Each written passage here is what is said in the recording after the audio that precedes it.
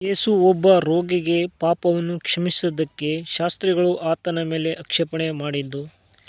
ಕೆಲವು ದಿನಗಳಾದ ಮೇಲೆ ಆತನು ಕಪೆರ್ನೌಮಿಗೆ ಸೇರಿ ತಿರುಗಿ ಬಂದನು. ಮನೆಯಲ್ಲಿದ್ದಾನೆಂಬ ವರ್ತಮಾನವು ಹಬ್ಬಿದಾಗ ಬಹುಜನರು ಕೂಡಿ ಬಂದದ್ದರಿಂದ ಬಾಗಿಲಿನ ಬಳಿಯಲ್ಲಾದರೂ ಸ್ಥಳವಿರಲಿಲ್ಲ. ಆತನು ಅವರಿಗೆ ದೇವರ ವಾಕ್ಯವನ್ನು ಹೇಳುತ್ತಿದ್ದನು. ಅಷ್ಟರಲ್ಲಿ ಕೆಲವರು ಒಬ್ಬ ಪಾರ್ಶ್ವವಾಯು ರೋಗಿಯನ್ನು 4 ಮಂದಿಯಿಂದ ಹೊರಿಸಿಕೊಂಡು ಆತನ ಬಳಿಗೆ ತಂದರು. ಜನರು ಗುಂಪಾಗಿದ್ದರಿಂದ ಅವರು ಆತನ ಹತ್ತಿರಕ್ಕೆ ಸೇರಲಾರದೆ ಆತನಿದ್ದ ಮನೆಯ ಮೇಲ್ಛಾವಣಿಯನ್ನು ಬಿಚ್ಚಿ ದ್ವಾರಮಾಡಿ ಪಾರ್ಶ್ವವಾಯು ರೋಗಿಯು ಮಲಗಿದ್ದ ಹಾಸಿಗೆಯನ್ನು ಇಳಿಸಿದರು. ಯೇಸು ಅವರ ನಂಬಿಕೆಯನ್ನು ನೋಡಿ ಆ ಪಾರ್ಶ್ವವಾಯು ರೋಗಿಗೆ, ಮಗನೇ, ನಿನ್ನ ಪಾಪಗಳು ಕ್ಷಮಿಸಲ್ಪಟ್ಟಿವೆ ಎಂದು ಹೇಳಿದನು. ಆದರೆ ಶಾಸ್ತ್ರಿಗಳಲ್ಲಿ ಕೆಲವರು ಅಲ್ಲಿ ಕೂತುಕೊಂಡಿದ್ದು, ಇವನು ಯಾಕೆ ಹೀಗೆ ಮಾತನಾಡುತ್ತಾನೆ?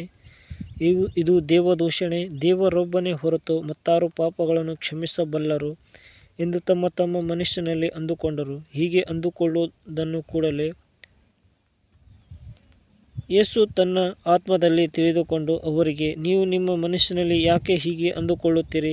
ಯಾವುದು ಸುಲಭ, ನಿನ್ನ ಪಾಪಗಳು ಕ್ಷಮಿಸಲ್ಪಟ್ಟಿವೆ ಅನ್ನುವುದೋ, ಎದ್ದು ನಿನ್ನ ಹಾಸಿಗೆಯನ್ನು ತೆಗೆದುಕೊಂಡು ನಡೆ ಅನ್ನುವುದೋ?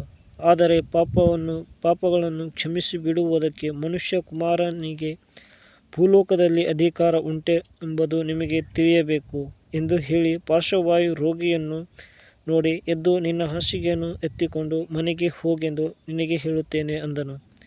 ಅವನು ಎದ್ದು ಕೂಡಲೇ ತನ್ನ ಹಾಸಿಗೆಯನ್ನು ತೆಗೆದುಕೊಂಡು ಎಲ್ಲರ ಮುಂದೆ ಹೊರಟುಹೋದನು. ಅದಕ್ಕೆ ಎಲ್ಲರೂ ಬೆರಗಾಗಿ, ಇದುವರೆಗೂ ನಾವು ಇಂಥದ್ದನ್ನು ಎಂದಿಗೂ ನೋಡಿದ್ದೇ ಇಲ್ಲವೆಂದು ಹೇಳುತ್ತಾ ದೇವರನ್ನು ಕೊಂಡಾಡಿದರು.